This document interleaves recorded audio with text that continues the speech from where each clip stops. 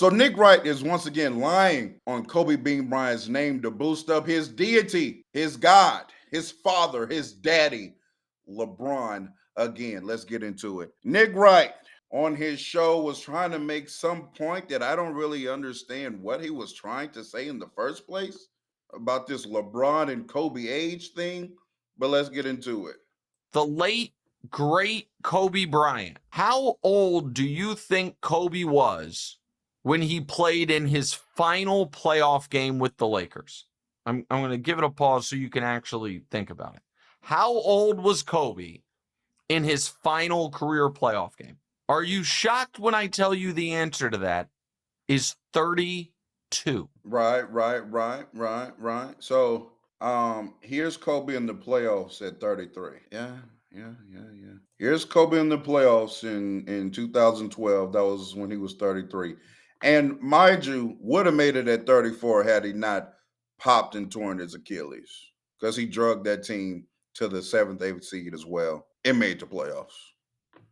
So lie number one. Let's continue. Kobe Bryant did not play in a playoff game with the Lakers after the age of 32. Like a little context to that. LeBron joined the Lakers when he was 34. So obviously Jordan was done with the Bulls at 35, 36. Obviously we've never seen a player play in a year 23. And also, I don't even know what point he's making with this, right? I don't even know. I don't know what point he's making. LeBron joined the Lakers at 34. Kobe Bryant played the last playoff game at 33.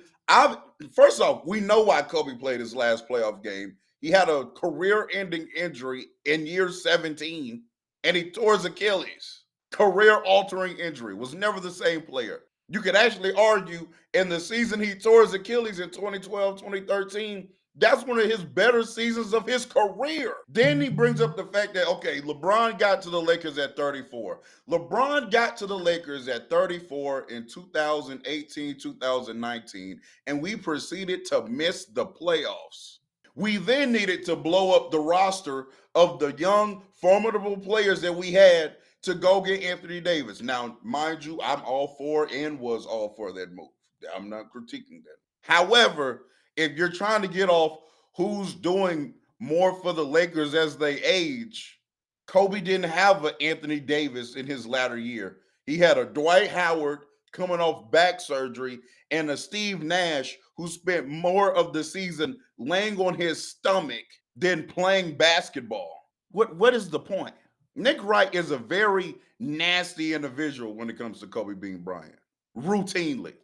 And he's tried to switch up his tune, as of many of you who were nasty about Kobe, by the way. I didn't forget, before Kobe passed away, how disrespectful y'all were to that man and his legacy. How disrespectful y'all were to him as a player. And then he passed away, and now y'all trying to switch tunes. All of a sudden, Nick Wright is moving him up list.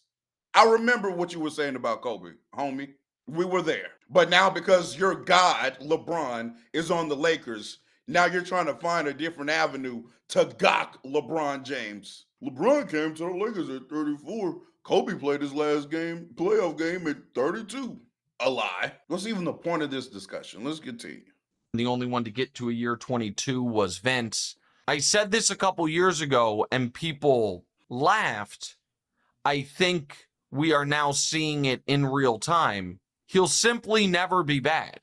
And he could easily play at, again, not an MVP level, but a high level throughout his 40s. Barring a, you're always at this age a catastrophic injury away, but you see how he adds that caveat for LeBron, but didn't add that caveat for Kobe Bryant when he wanted to say that LeBron is better older? Barring catastrophic injury, like, I don't know, an Achilles tear. He said the same thing about Kobe. Kobe clearly had at least 2 more elite seasons in him. Then tailing off maybe into a a good player, no longer elite, but good player. But now when it comes to LeBron, barring the injury, now it's context around the situation. He can be good till he's whatever years old. And he might could be. That's fair enough. I'm not even disputing that point. I'm again pointing out how nasty and filthy this man is. Just absolutely filthy when it comes to discrediting other players to lift up and gas his king, LeBron James. Let's continue. He's ducked that up to this point in his career. And people can have the argument about the greatest player of all time. That is going to age so well on my end and so poorly for so many other folks, because it is, when it does come to, and this isn't the whole discussion, but it is at least a piece of it, the record books, with the way things are going right now, as far as injuries, load management, guys not being able to make it through a full season, LeBron's longevity records are going to, when people look back on him in 40 years, it's going to be like if you look at complete games in baseball right now and you're like, wait, a guy had 40 in 1 year? This is also an argument. I'm so sure now, how ironic now that you have these records. Now the record book is important. Nobody was saying Will Chamberlain, as far as I'm concerned, or that I know of, nobody was saying Will Chamberlain was the GOAT because of his record book status. It's funny now how many LeBron James fans now say he's the greatest scorer ever. You ask him why. Well, he scored the most points. Were you saying that about Kareem? How convenient. Now all of a sudden the record book matter. Every time a player nowadays breaks a record, whose record are they breaking? 90% of the time. Will Chamberlain's. Don't nobody who is calling Wilt the GOAT? Nobody is yet to average 50 in a season. Nobody's yet to score 100 points. Nobody's calling Will Chamberlain the GOAT because of volume statistics. Nobody's doing that. It's literally the reason he's in the top five. So is top five the GOAT? Yes or no, real deal? Please answer that. I know it's, see, I already know it's gonna be some dummies like real deal in my comments making dumbass arguments like that. That's why he's in the top five. Did I say the top five? Or did I say the GOAT? Let's continue. Like, all of these games, minutes, points, the playoff records are going to be Chamberlain-esque, untouchable, and farcical in the numbers to future generations. And I'm very, very interested to see the full role Bron takes on with the Lakers, because in game 1 of year 23, he was like, okay, I'll be late stage Magic Johnson. And that's pretty damn good. I don't know what he didn't give the years as far as late stage Magic Johnson.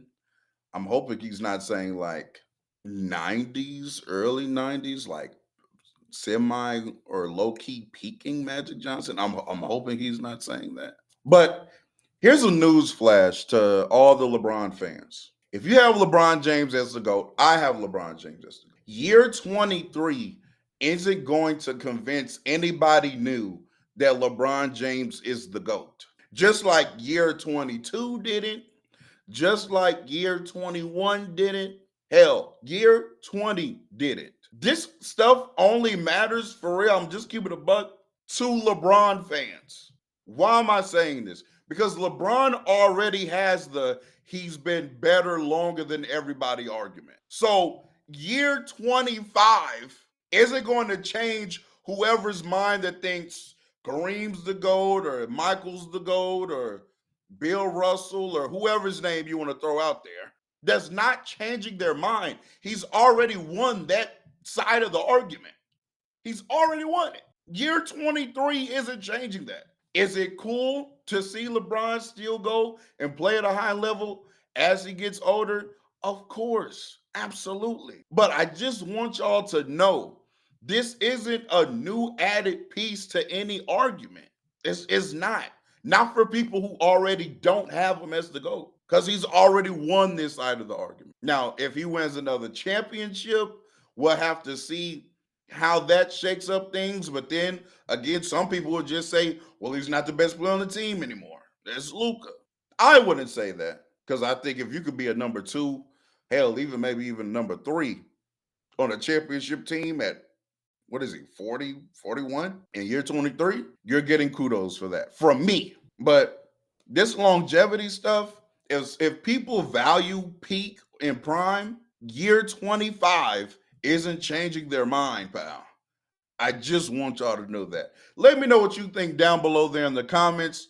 Make sure you like the video, subscribe to the channel, and make sure you click that description. Follow me on every single link that you see down below. Follow me on Twitter, follow me on TikTok, and make sure you click that playback link where we are streaming games every single night. Actually, we just got done streaming the Nuggets versus the Rockets, and man, am I disappointed as my Rockets fell to the Denver Nuggets, and Nikola Jokic put up yet another great performance. Shout out to Nikola Jokic, I guess. You know what I'm saying? He's a cool little player. But until next time, it's been real.